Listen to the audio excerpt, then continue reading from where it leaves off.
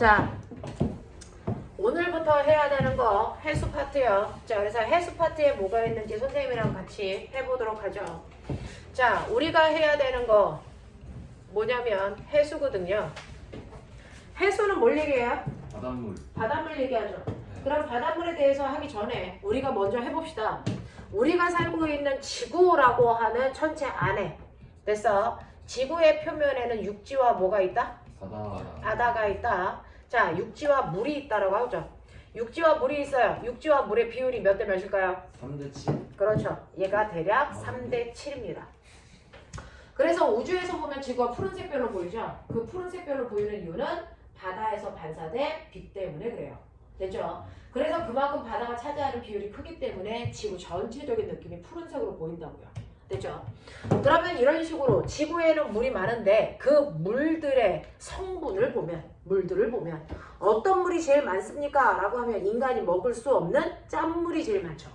됐죠? 그걸 우리가 뭐라 그럽니까? 바다 해자 물 숫자 써서 해수라고 하고요.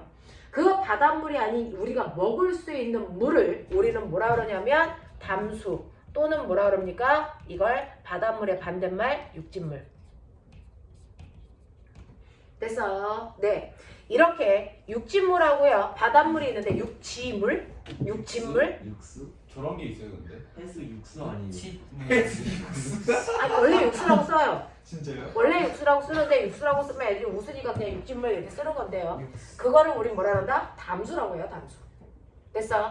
그러면 바닷물하고 육진물의 비율은 전체 물을 100%로 본다면 바닷물의 비율이 그중 얼마일까요? 라고 하면 거의 90 소수점 첫째 자리 다 뛸게요. 대략 얼마? 97% 정도 돼요. 뭐 이렇게 그냥 보면 돼요.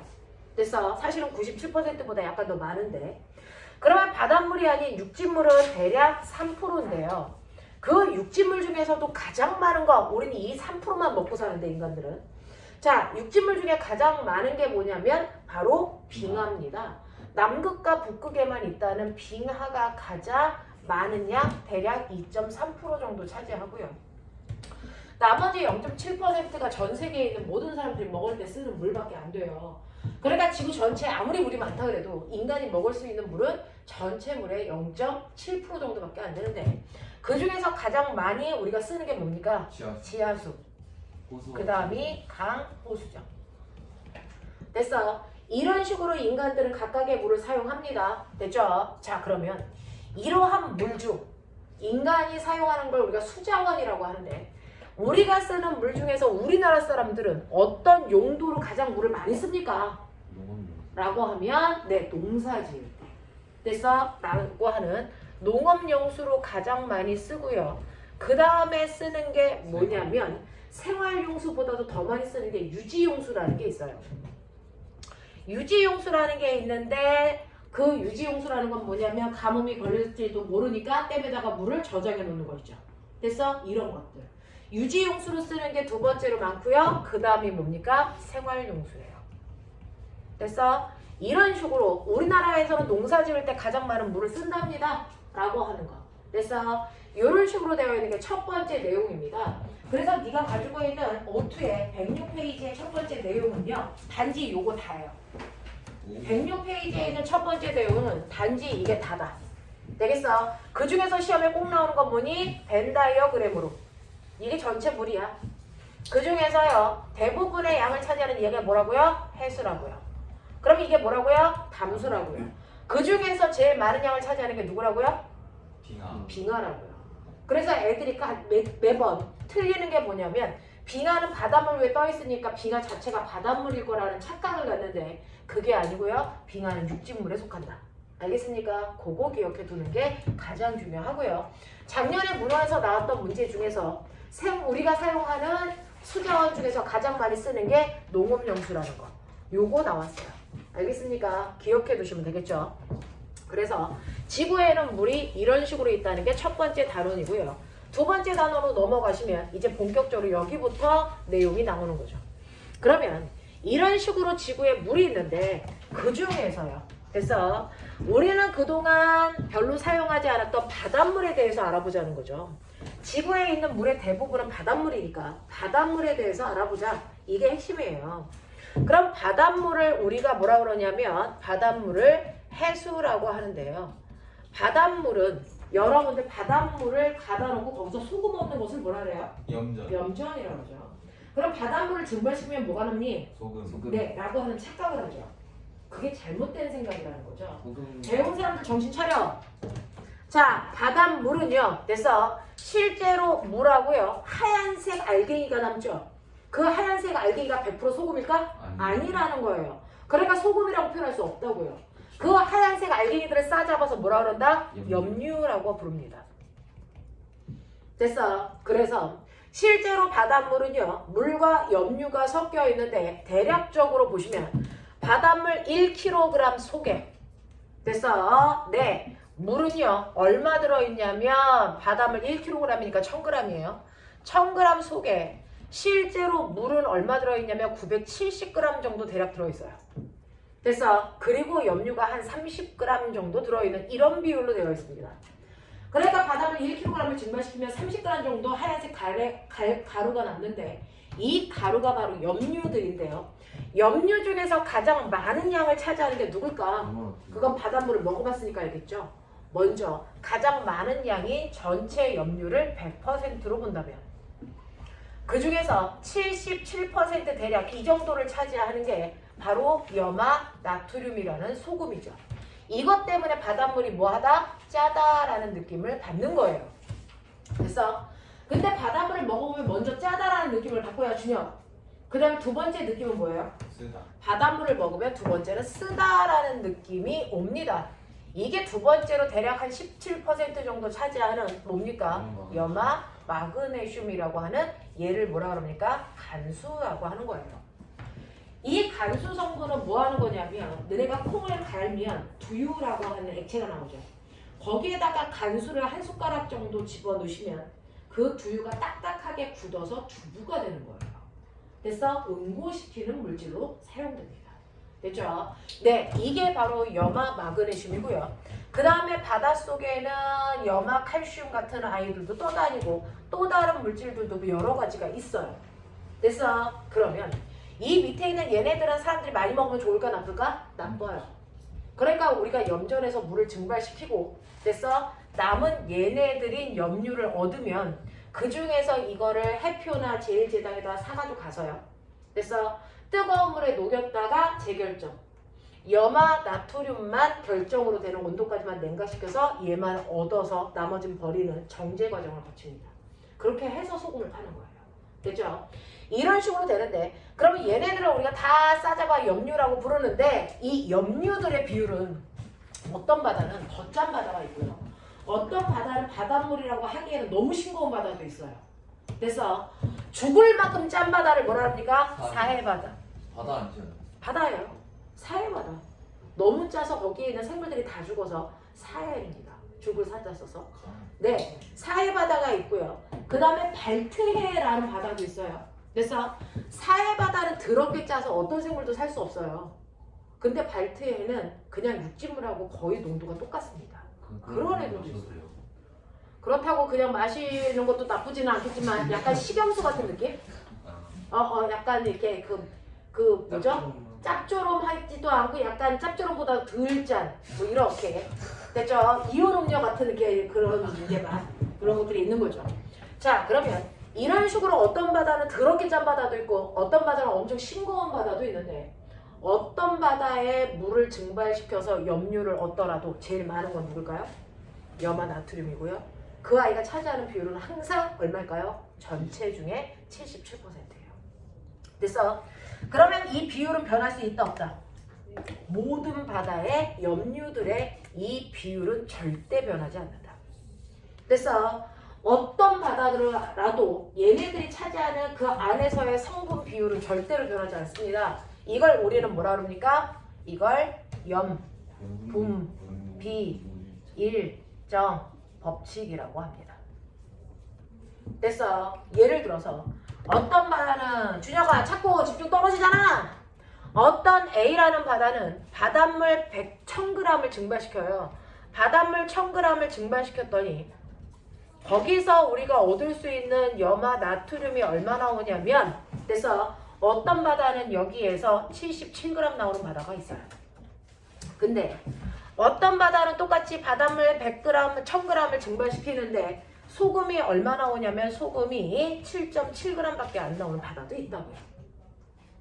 됐어? 근데 만약에 이 바다에서 염화나트륨이 77g 나왔어. 그럼 반드시 염화 마그네슘은 얼마 나와야 되는 줄 알아? 17g 나와야 돼요.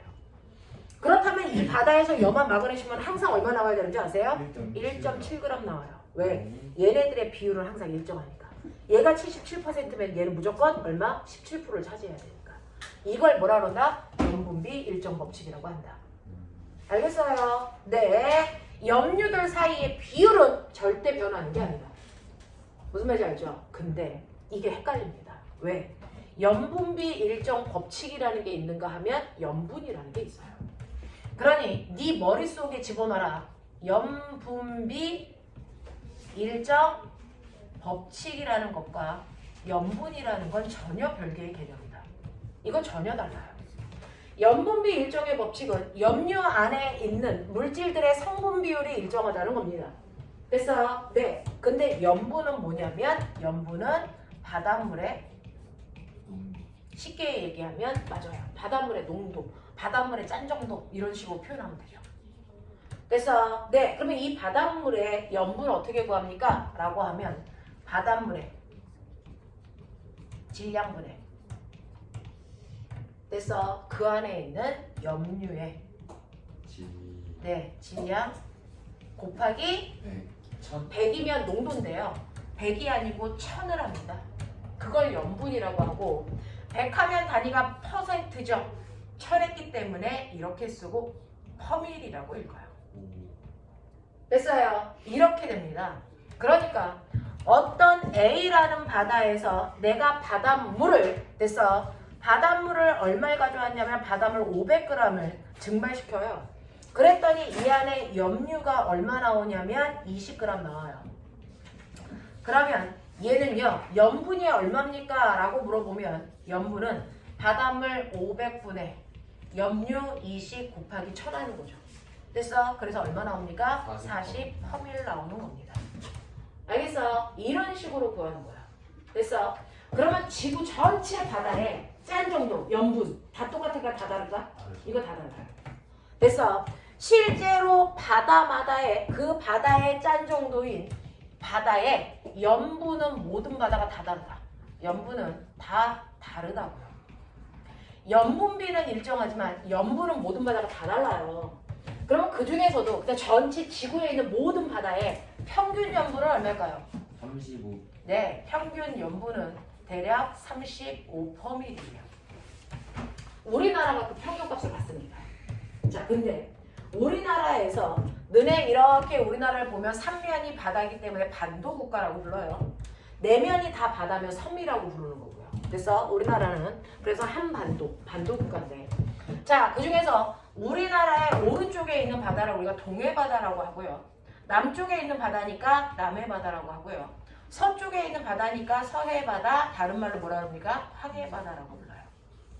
됐어요? 이렇게 부르는데 그 중에서요. 실제로 어느 쪽이 더 짭니까? 라고 물어보면 동해바다가 제일 짜요. 왜냐면 우리나라는 동고서저로 여기에 뭐가 있죠? 태백산맥이 있죠. 그러면 여기에 지형이 높단 말이죠. 그러면 똑같이 비가 내리면 비가 다 어디로 쏠려? 낮은 곳인 서쪽으로 물이 계속 흘러서 우리나라 유명한 강이 다 서쪽으로 향해 있어요.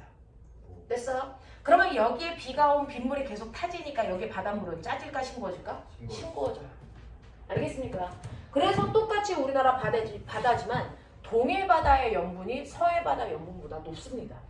또 여름이 짤까 겨울이 짤까? 라고 하는 계절에 따른 짠 정도는 햇빛을 보지 말고 비 오는 양을 보시면 돼요. 증발량은 똑같습니다. 거의. 됐어? 그러면 어느 철에 비가 많이 와요? 여름철에 장마철에 있어 비가 많이 오잖아요. 그러니까 어느 계절이 짤까요? 겨울철이 짜겠죠. 됐어? 중위도가 짤까요? 저위도가 짤까요? 저위도. 중위도가 짜죠. 우리나라가 있는 중위도가 훨씬 짜요. 왜냐면 저위도인 열대지방은 하루에 떨어지는 스콜이라는 그 비가 우리나라 연평균 기온에 맞먹습니다. 됐어? 그렇기 때문에 저희도 바다는 싱겁습니다. 됐죠? 그래서 염분을 보시면 여러분들이 알고 있는 것처럼 동해 바다의 염분이 서해 바다보다 높고요. 우리나라 겨울철의 염분이 여름철보다 높고요. 그 다음에 중위도의 바다가 저위도의 바다보다 훨씬 더 짭니다. 알겠습니까? 이런 식으로 염분은 모든 바다가 다 다르고 계절에 따라 다 다르고, 알겠습니까? 이렇다라고 하는 것도 기억해 두시면 되겠죠. 됐어? 이게 두 번째 테마. 못 알아듣는 거 있었어? 아니요. 되겠죠? 세 번째, 마지막 테마 바로 가요. 자, 해수 파트의 마지막 테마는요, 뭐냐면 이러한 바닷물에도, 됐어? 바닷물이 가만히 고여있니 흐르니? 바닷물도 움직여요. 됐어? 바닷물도 움직인다고요. 그래서 해수 파트의 마지막. 근데 그거 아니에요? 뭐요? 수온약층하고 심해층하고. 아, 얘네 그거 온도도 나오나? 네. 아, 온도도 나오군요. 두 번째 단원에서 온도 파트 잠깐만 볼게요. 112페이지. 자, 바닷물의 해수의 특징이요. 바닷물, 해수의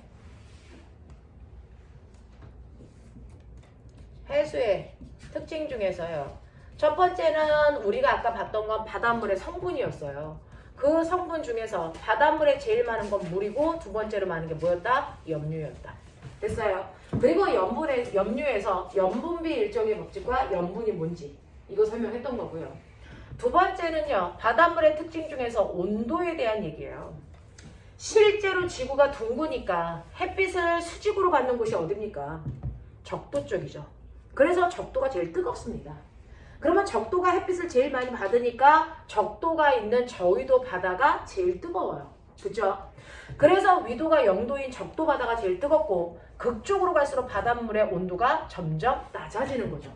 됐어요? 그래서 위도선이나 바닷물의 수온선이나 똑같다고요. 됐어? 네, 이런 식으로 되는데 문제는 고위도로 갈수록 바닷물이 차지는 거 알겠어? 근데 그거는 뭐? 표면의 바닷물의 온도죠. 그걸 표충수의 온도라고 그래요. 그러면 이렇게 바다가 있으면 여러분들이 배를 타고 다니는 바닷물의 껍질을 우리가 표충수라고 한다면 그러면 그 안에 있는 심층수의 온도는 똑같이 온도가 같아? 여기가 10도면 여기도 10도야? 아니라는 거죠. 그래서 우리는 표충수의 온도는 예측할 수 있으니까 그대로 가시면 되고요. 이제 한 지점에서 물속으로 깊게 들어갈수록 온도가 어떻게 될까? 이 얘기를 할 건데요. 바닷물이 따뜻한 이유는 뭐 받기 때문이에요? 햇빛 받을 건데 물속으로 들어갈수록 햇빛이 똑같이 들어올까? 점점 많이 들어올까? 점점 적게 들어올까? 적게 들어오겠죠. 그래서 바닷속 깊은 곳에 들어가면 햇빛이 아예 안 들어와요. 그래서 깜깜합니다. 알겠어요? 그래서 속으로 갈수록 햇빛의 양이 줄어드니까 당연히 온도도 뭐 할까요? 낮아지죠. 점점 이렇게 낮아진다고. 됐어? 이런 식의 온도 분포를 가져야 정상이라고요. 그래서 실제로 물속 깊은 곳으로 들어가면서 온도를 측정했더니 이 모습이 나온다 안 나온다? 안 나와요. 특이한 모양이 나와요. 어떤 모양이 나오냐면 물속 깊은 곳으로 들어가면 처음에 껍질의 온도가 20도인데요. 바닷속 깊은 곳으로 들어가면 햇빛이 적게 들어오니까 온도가 뚝 떨어져야 되는 것처럼 보이지만 사실은 온도가 어느 깊이까지는 일정하다가 갑자기 뚝 떨어지다가 다시 일정해지는 이상한 패턴을 갖는다는 얘기예요. 됐어? 그러면 그 중에서요. 선생님이 아까 얘기한 게 틀린 거예요? 여기까지는 햇빛이 똑같이 들어왔어요? 아니요. 햇빛은 물속으로 들어갈수록 점점 적게 들어오는 거 맞아요. 그러면 여기까지는 왜 온도가 안 떨어져요? 라고 하면 너네가 집에서 욕조에다 물 받았는데 너무 뜨거워. 그러면 엄마가 차가운 물을 틀어놓고 됐어 미지근해지라고 뭐 하시니? 물을 막 줬죠. 그럼 빨리 미지근해지죠. 왜? 뜨거운 물과 차가운 물이 잘 뭐하니까? 섞이니까. 졸려면 살짝 일어나세요. 자, 그것처럼 물의 가장 윗부분은 찬물과 뜨거운 물을 누가 막 섞어주고 있어요. 누가? 바람이요. 그래서 바람이 여기를 막 섞어주고 있기 때문에 사실은 위쪽은 더 뜨겁고 아래쪽은 더 차가워야 되는데 그게 섞어서 미지근한 물이 된 거예요. 알겠습니까? 이렇게 된 거예요. 그러니까 여기는 바람이 섞어주네. 섞는다는 걸 뭐 한다 그래요? 혼합했다 그러죠. 그래서 여기를 혼합층이라고 하는 거예요. 됐죠? 그래서 혼합층은 바람 때문에 생기는 거고 그렇다면 바람이 센 쪽이 혼합층이 뭘까? 두껍겠죠. 정신 차려. 그래서 바람의 세기가 곧 혼합층의 두께다. 그러면 이만큼의 두께를 갖는 곳이 우리나라가 있는 중위도라면 너네 중위도, 저위도, 고위도 단어는 왜 쓰는지 알죠? 네. 위도를 몇 도 간격으로 나눈 거예요? 가운데가 적도, 위도 0도죠. 네. 그래놓고 위로도 위도 30도 간격으로 0도, 30도, 60도, 90도로 나누고요. 남반구도 똑같이 나눕니다. 0도, 30도, 60도, 90도로 나누고요. 그리고 나면 여기에 있는 이 부분은요. 위도가 0에서 30으로 다른 곳에 비해 위도값이 낮아요. 그래서 여기를 뭐라 그럽니까? 저위도. 여기를 중위도. 여기를 뭐라 그러니? 고위도. 이렇게 불러요. 남반구도 북반구도 똑같습니다. 됐죠? 여기를 뭐라 그런다고? 저희도. 저위도. 여기를 뭐라 그런다고? 중위도. 중위도. 여기를 뭐라 그런다고? 고위도. 고위도. 그 중에 우리나라 어디에 속해요? 저 중위도. 우리나라는 위도 38선이죠. 위도 38도니까 우리나라는 중위도에 속합니다. 됐죠? 우리나라가 있는 중위도의 바다의 모습의 수온분포예요. 됐죠? 그러면 중위도가 이런 모습을 가지고 있다면 고위도나 저위도는 어때? 이제 얘기하셔야죠. 저위도는요. 중위도보다 바닷물의 껍질의 온도가 더 높아요. 20도가 아니고 20도보다 훨씬 더 높습니다. 여기가 온도예요. 그러면 여기가 20도면 여기가 30도, 40도겠죠. 되겠죠? 자, 그랬을 때 저위도의 바닷물의 표층수의 온도는 대략 30도 정도예요. 이게 저위도예요. 그러면 여기에서의 혼합층의 두께는요. 중위도보다 훨씬 얇고요. 거기서 뚝 떨어져서 요점까지 만나서 일정해지는 이런 모습이에요. 이게 저위도예요. 그러면 저위도의 혼합층의 두께가 얇네요. 네. 저위도의 혼합층의 두께가 얇다는 얘기는 준혁. 너 자꾸 정신 놀래? 중위도의 혼합층의 두께가 얇다는 얘기는 저위도의 혼합층의 두께가 얇다는 얘기는 저위도의 뭐가? 바람이 중위도보다 뭐하다는 얘기? 약하다는 얘기예요. 됐어? 그래서 혼합층의 두께는 바람의 세기를 얘기한다. 그래서 바람이 훨씬 더 세게 부는 중위도가 혼합층이 훨씬 더 발달되어 있어요. 그래서 혼합층은 중위도가 저위도보다 훨씬 더 발달되어 있다. 이유는 바람의 세기다. 이해돼? 그 다음에 그 밑으로 가면 수온이 급격히 떨어지는 곳을 여기를 뭐하라 그러냐면 수온이 약해져요. 이거를 수온 약층이라고 불러요.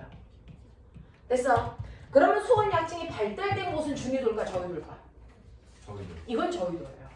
그럼 수온 약층의 발달은 어떻게 봅니까? 윗부분과 아랫부분의 온도 차이요. 됐어요? 그 중에서요. 요 아랫부분의 온도의 시작점이 5도거든요. 5도.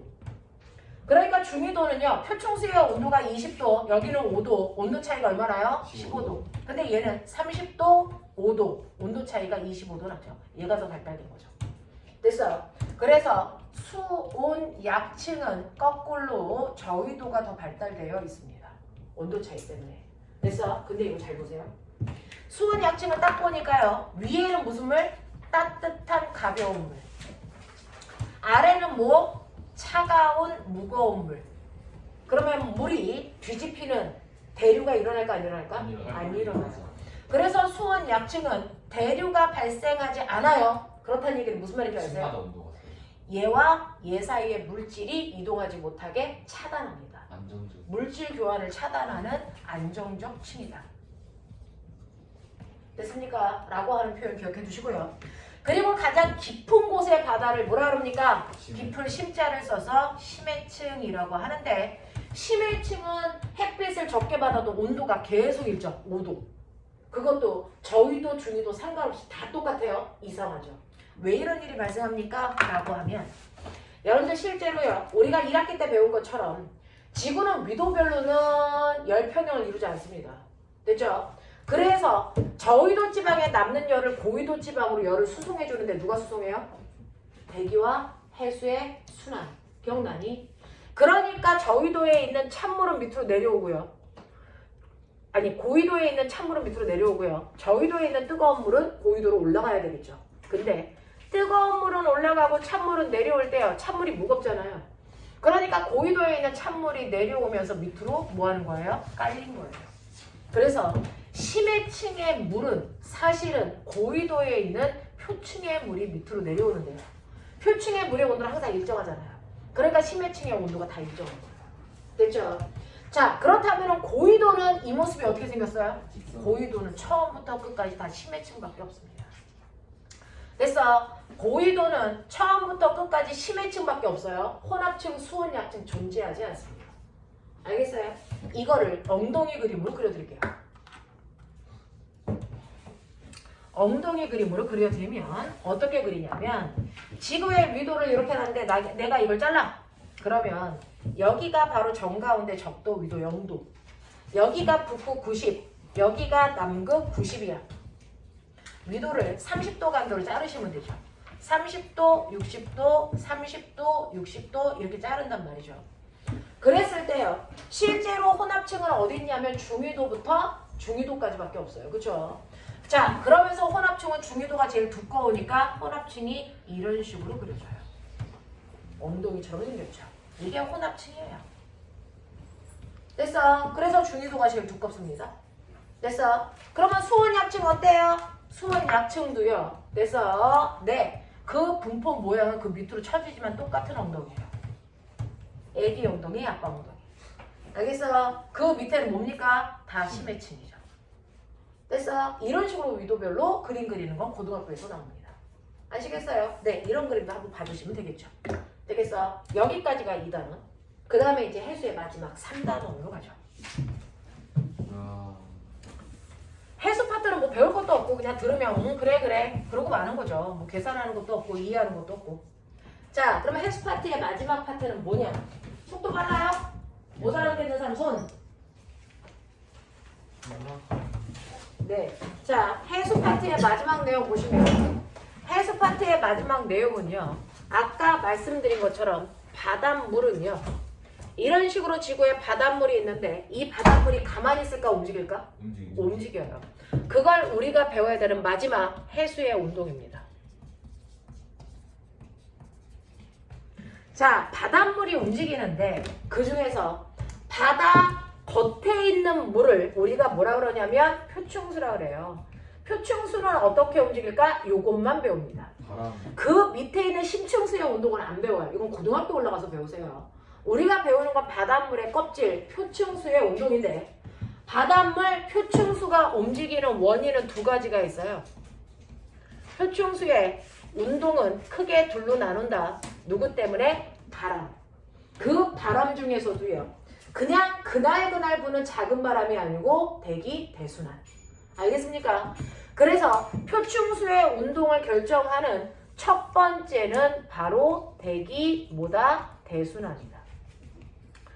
대기 대순환이 표층수를 운동시키는 첫 번째 됐어 원인이 되는데 자, 그 대기 대순환은요. 지구가 이렇게 그려지면 위도 30도 간격으로 찢을게요. 여기가 0도, 여기가 30도, 여기가 60도, 여기가 90도 이렇게 되는 거죠. 자, 그러면 이 중에서 햇빛을 많이 받는 적도 쪽의 공기는 뭐하니? 뜨겁죠. 뜨거우면 무슨 기류? 위로. 네, 위로 올라가는 상승 기류가 생기죠. 그러면 여기에서 위도 90도는 차갑죠. 차가우면 무슨 기류? 하강 기류. 이렇게 생기죠. 그래서 네, 이게 위도 30도 간격으로 반복돼요. 그래서 0도에서는 상승했어. 그러면 30도에서는 뭐? 하강. 됐어? 60도에서는 뭐? 상승. 90도에서 뭐? 하강. 그래서 상승, 하강, 상승, 하강 이걸 화살표를 상승한 새끼 양옆으로 벌려. 하강한 새끼 양옆으로 벌려. 알겠습니까? 네. 하강한의 양옆으로 벌리라고요. 상승한의 양옆으로 벌리시라고요. 무슨 말인지 알겠습니까? 이렇게 되면 북반구에도 대기 대순환이 3개의 세포를 만들고요. 남반구에도 똑같이 3개가 생겨요. 그리는 방법 알겠죠? 그랬을 때 위에 있는 순환을 우리가 헤들리 순환, 베렐 순환, 극순환이라고 그러는데 그건 고등학교 가서 배우는 거고요. 실제로 인간한테 영향을 주는 건 지표면에 영향을 주는 수평원의 공기의 이동 이걸 뭐라 그럽니까? 바람이요. 이게 사람한테 영향을 주는 거예요. 그죠? 그 중에서 위도 30도에서 0도 방향으로 바람이 똑바로 불어야 되는데 지구가 뭐합니까? 자전하죠. 그러니까 똑바로 내려오는 게 아니고 자전하는 것과 반대 방향으로 휘는 것처럼 보이니까 얘가 이렇게 휘는 것처럼 보이죠. 됐죠? 이 바람도 이렇게, 이 바람도 이렇게 부는 것처럼 보여요. 대기 대순환이. 그 중에서 얘를 우리가 뭐라 그러냐면 위도 0도에서 30도 사이에 부는 이 바람을 타고 옛날에 선원들이 무역하러 갔어요. 그래서 무역에 이용된 바람이다. 이름이 무역풍입니다. 됐어? 그리고 우리나라에 영향을 주는 이 바람은 서쪽에서 동쪽을 향해서 부는 바람이니까 무슨 풍?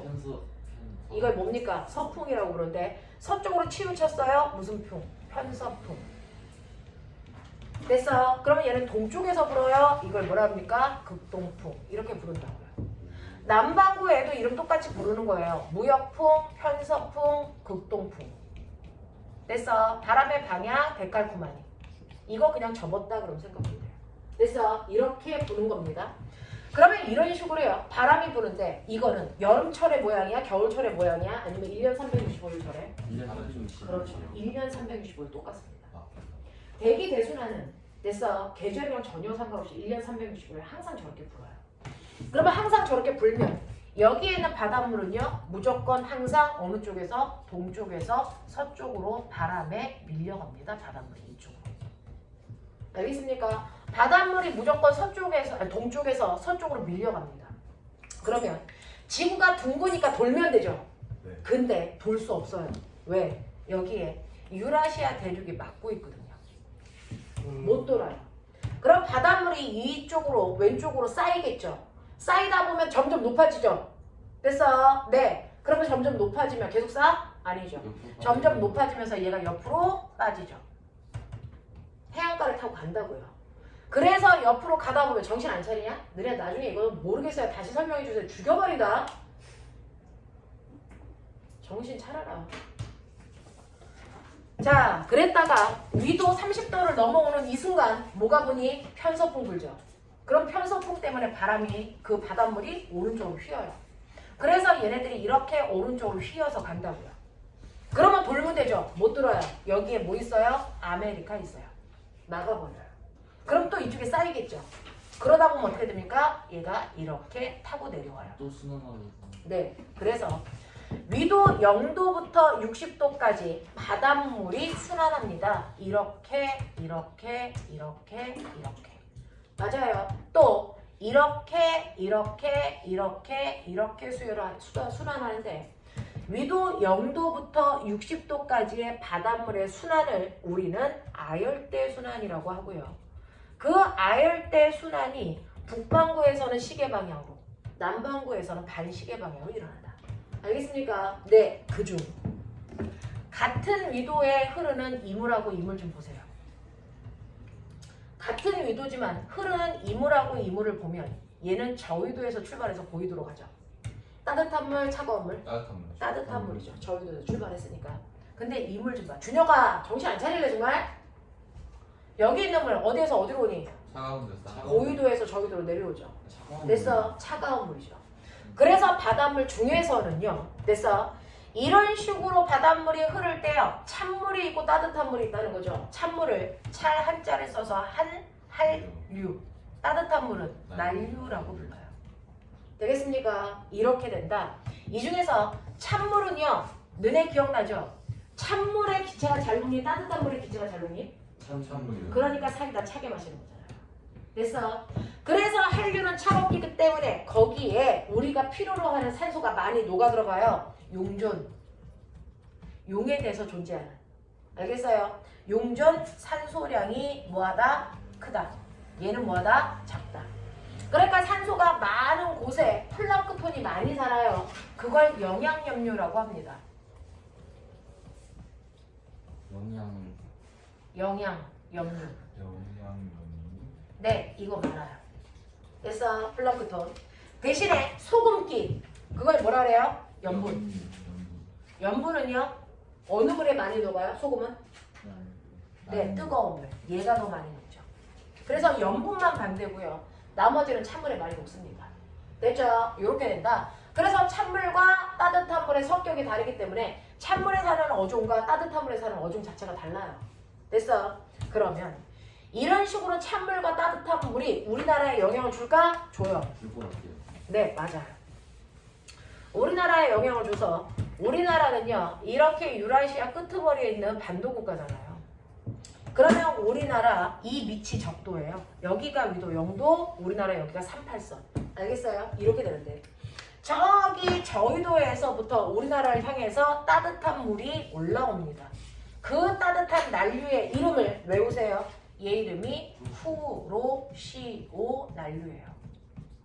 그래서 이 따뜻한 물이 오면서 서해안으로 한 가닥, 동해안으로 한 가닥 빠지고요. 그리고 나머지 제일 많은 물은 일본 바깥쪽 됐어 태평양 쪽으로 빠져나간다고요. 그래서 태평양 쪽으로 빠져나가는 건 우리가 쿠로시오 난류라고 부르면 되고 우리나라 서쪽으로 오는 건 서한 난류 또는 황해 난류. 같은 말. 우리나라 동쪽으로 빠지는 건 동안 난류. 이렇게 불러요. 됐어? 근데 우리나라에 됐어? 내려오는 찬물도 있어요. 저기 북한을 타고 내려오는 찬물도 있어요. 됐어? 그래서 얘 근원은 리만 한류인데 얘는 잘 안 외우셔도 되고요. 북한에서 내려오니까 내려오는 가닥을 우리가 북한 한류 이렇게 불러요. 무슨 말인지 알겠습니까? 북한 한류 이렇게 부른단 말이죠.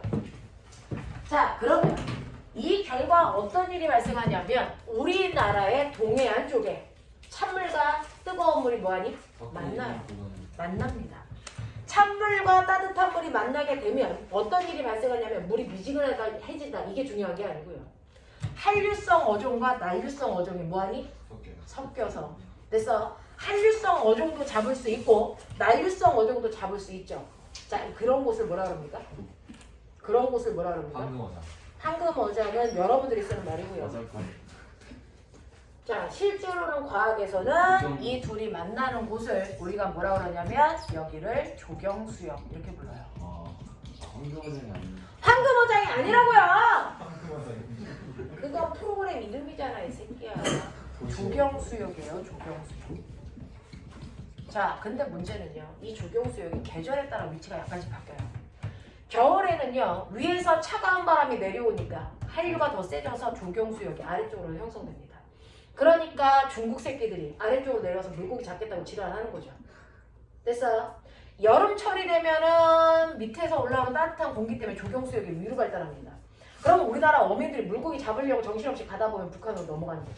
오. 됐죠? 그래서 여기에 항상 해병들이 있는 거예요. 선 넘지 마세요! 막 이러는 거죠. 맞네. 됐어? 네, 바다에는 선이 없거든요. 그래서 넘는지를 몰라요.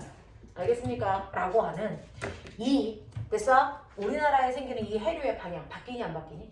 안 바뀌어요. 이게 바람 때문에 생겼기 때문에. 됐어? 이런 식으로 대기 대순환에 의해서 항상 한 방향으로 흐르는 바닷물을 바다 해자 흐를 유자 써서 해류라고 하고요. 이 해류의 방향은 늘 됐어? 일정한 방향으로만 흘러요. 계절에 따라서 방향이 바뀐다든가 이런 일이 절대 없습니다. 한 방향으로만 흘러요. 그게 해류입니다. 됐어? 근데 해류 말고요. 표충수의 흐름 중에 또 하나가 있어요. 그게 바로 됐어? 기조력 때문에 생기는 뭡니까? 조류라는 게 있다고요.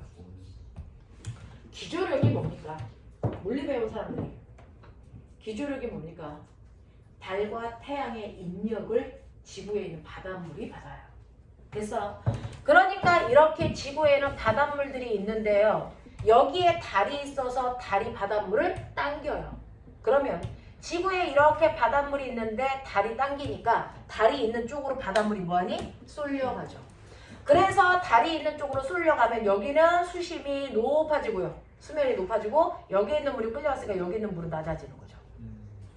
그랬다가 달이 그래서 이만큼 가면 이제 바닷물이 이쪽으로 끌려가는 거죠. 그러면 여기서 물이 빠져나가는 거죠. 이런 식으로 해안가로 물이 밀려 들어왔다가 빠져나갔다가 밀려 들어왔다가 빠져나갔다가 이걸 뭐라 합니까? 밀물썰물이라고 합니다. 그래서 선생님은 인천에 사니까 서해안에 살죠. 바닷가를 한 번도 가본 적이 없는데 바닷물의 평균 해수면의 높이가 이렇다고 쳐요. 원래 이래요. 됐어? 그러면 이 평균 해수면의 높이가 늘 유지될까? 안 그래요. 어떤 날은 바닷물의 높이가 이거보다 높아질 때도 있고요. 이거보다 낮아질 때도 있어. 낮아질 때 여러분들 바닷가에 가서 조개 줍죠. 갯벌. 알겠습니까? 이렇게 되는 거죠. 마치 파동처럼 바닷물이 높아졌다 낮아졌다 높아졌다 낮아졌다 하는데 바닷물이 높아지고 있을 때는 지금 해안가로 물이 밀려 들어오고 있기 때문이죠. 이때 이걸 뭐라 그럽니까? 밀물이라고 해요. 밀려 들어오는 물, 밀물. 그랬다가 바닷물이 가장 높을 때를 뭐라 그런다? 만조. 꽉 찼다. 됐어? 꽉 찼다. 만조. 그랬다가 바닷물이 됐어? 빠져나갑니다. 빠져나가는 걸 뭐라 합니까? 이걸 썰물이라고 해요. 자, 물이 빠져나가서 바닷물에 됐어? 높이가 가장 낮을 때를 뭐라 합니까? 간조라고 해요. 됐어? 네. 그렇다면 가장 높은 데에서 가장 낮은 데까지 됐어? 바닷물의 높이차. 이걸 뭐라 합니까? 이거를 조수간만의 차를 줄여서 조차라고 불러요. 조차. 됐습니까? 네. 이런 식으로 해서 밀물, 썰물, 밀물, 썰물이 반복되는 거니까 바닷물이 들어왔다가 나갔다가 들어왔다가 나갔다가 바닷물이 흐르는 방향이 주기적으로 바뀌죠. 그래서 바닷물의 방향은 해류는 절대로 방향이 바뀌지 않는 한 방향이라면 조류는 바닷물이 흐르는 방향이 주기적으로 바뀝니다. 기조력 때문에. 알겠습니까? 자, 그랬을 때 여러분들이 보시는 것처럼 바닷물이 밀려왔다 빠져나갔다 밀려왔다 빠져나갔다 그려볼게요. 이런 식으로 수평한 바닷물보다 바닷물이 높아졌다 낮아졌다 높아졌다 낮아졌다 이지를 한다고요. 됐어? 그랬을 때 여기가 언제라고요? 이게 만조. 이 개새끼야. 꽉 찼다고. 가득 찰 만. 됐어? 이걸 뭐라 그러니? 간조. 이걸 뭐라 그러니? 만조. 이걸 뭐라 그러니? 간조. 이걸 뭐라 그러니? 만조. 알겠어? 그러면 만조에서 그 다음 만조가 일어날 때까지 걸린 시간을 이걸 조석 주기. 됐어? 네. 이걸 조석 현상이라고 하고 조석 주기예요. 간조에서 그 다음 간조가 일어날 때까지 걸린 시간을 뭐? 조석 주기. 똑같잖아요. 이 시간이나 이 시간이랑 똑같잖아요. 둘 다 조석 주기라고요. 얼마 걸리냐면 12시간 25분 걸립니다. 알겠어? 자, 이때요. 자기야 봐. 네. 아까 만조에서 간조까지의 높이차를 뭐라 그랬어? 조차. 됐어? 이걸 그려볼게요. 실제로요. 우리나라 바닷물의 만조일 때 높이가 여기까지였다가 간조일 때 쭉 빠져 여기까지예요. 그 다음 날은요. 만조일 때 높이가 여기까지밖에 안 올라왔어요. 요번에 물 빠질 때 높이는 여기까지밖에 안 빠져요. 조금 들어오면 조금 빠집니다. 알겠습니까? 그래서 조차가 이만큼이에요. 그 다음 날 더 줄었어요. 이걸 그립니다. 이렇게 돼요. 이렇게 됩니다. 됐어요? 맞아요. 이거예요. 그러면 조차가 크게 일어나는 날을 됐어? 네. 이걸 나면사리. 사리 현상이 일어났다. 이렇게 표현합니다. 사리. 나면사리 생각하면 되죠. 사리 현상이 일어난 겁니다. 됐어? 자, 이렇게 조차가 크게 일어나는 거 무슨 현상? 사리 현상. 조차가 조금밖에 안 일어났네? 조금 현상. 진짜요? 네, 진짜요. 교과서 봐요. 진짜. 조금면서. 진짜 저거야 진짜. 라면사리 조금만 주세요. 라면사리 조차. 됐어? 네, 근데요. 어떤 날이 살일까요? 라고 하면 실제로 여러분들이 아시는 것처럼 이렇게 지구가 있으면 지구 둘레를 달이 돌고 여긴 뭐가 있어요? 태양이 있죠. 자, 그랬을 때 달이 여기 있다, 여기 있다, 여기 있다, 여기 있다 합니다. M1, M2, M3, M4. 1학기 때 많이 보는 그림입니다. 네, 맞아요. 그랬을 때요. 조차가 크게 일어나려면 한 방향으로 바닷물을 잡아당겨주는 나란한 방향으로 태양과 달이 있으면 돼요. 그래서 이렇게 일직선상에 있을 때가 바로 사리 현상이 일어나요. 사귈 때. 사리 현상. 그러니까 이때가 언제예요? 음력 언제? 1일. 이게 음력 1일이에요. 그리고 이때가 언제예요? 똑같이 살일 때, 보름달일 때, 망일 때죠. 음력 얼마? 15일. 그 다음 음력 1일. 알겠습니까? 네. 그렇다면 여기가 어디겠어요? 7에서 8. 조금이 여기죠. 이게 조금이에요. 상현. 네. 그래서 여기가 상현인 음력 7, 8일, 여기가 하현인 음력 22에서 23일 사이. 이렇게 됩니다. 이거 왜 기억하거든요? 알겠습니까? 이렇게 됩니다. 그래서 실제로 물이 들어왔다 나갔다 들어왔다 나갔다를 주기적으로 하죠. 하루에 몇 번? 밀물 2번, 썰물 2번. 알겠습니까? 조차 가격이 12시간 25분이니까. 됐죠? 네. 이런 식으로 해서 물이 들어왔다 나갔다 하는 조속 현상이 생기는데 물높이 차이를 조차라고 하고요. 그 조차가 크게 나타난 날은 무슨 날? 조금. 살이. 개새끼야! 조금 일어나는 날. 조금. 조금! 그래서 네. 사리가 일어날 때가 언제? 클 때. 삭과 망일 때. 조금이 일어날 때가 반달일 때. 알겠습니까? 예. 네, 이렇게 된다. 하겠습니까? 예. 네. 그래서 여기까지 하시면 되고요. 그 다음에 저기 프린트 아직 4개 못 채운 사람 있죠? 준혁이하고 주황이는 옆으로 가서 4개 풀고 가고요. 지금 받은 프린트 있죠? 예. 못 푼 거 내일 다 가지고 오셔야 됩니다. 됐죠? 자, 그러면 선주하고 서준이는 검사 좀 맞죠? 너네 오늘 다 하고 가야죠. 중사는. 라면 사리 여기다가 다른 살이 조차 없어요. 너 이거 내가 가져가서 네? 만조 대비 선생님께서 불러. 다 해봐. 맞아? 네. 질문 그거 하나. 아이, 마이너스 0.1이랑 마이너스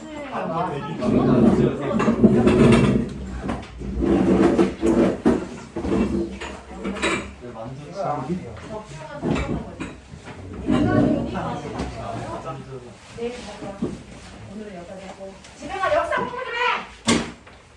이순신이 답이라고. 이순신이 이순신 답하면 다 틀린다고요. 왜 다 찍어? 네. 위대한 인물인데. 나온 지가 언젠데 지금. 이순신이 안 나와요. 선생님 심지어 유관수도 다 지나갔어요. 유관수 다음에 누가 있어? 저희 지금 이승만 박정희 된다고요. 박정희. 바뀌겠지.